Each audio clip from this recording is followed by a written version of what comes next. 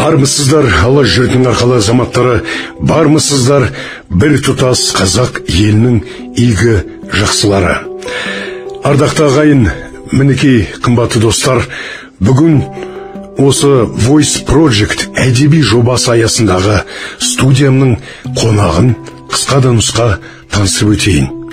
Кезінде Казахи және Астана KZ КВН командаларының капитаны ретінде Мәскеуді шулатқан тележүргізуші, актер, үздік кинопродюсер ретінде 2017 жылы Forbes Қазақстан журналының шоу-бизнес пен спорт жұлдыздарының арасында 4-ші орынға ие болған екен.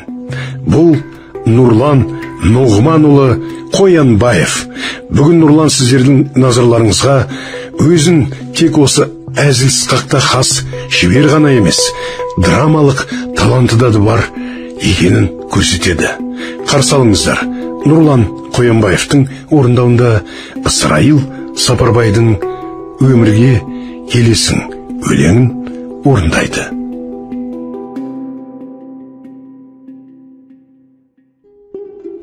Өмірге келесің, бәріңде көресің, құлайсың, жылайсың, бірақ та көнесің. Өрт болып жанасың, лаулайсың, сөнесің, маңдайға жазғаның өзіңде көресің. Біреуден аласың, біреуге бересің, адасып шындықтан жалғанға сенесің.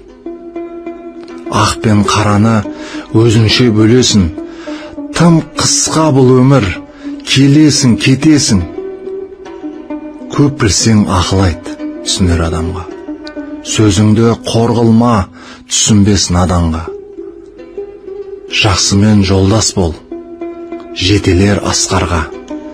Жаманға жоласаң етеді масқара.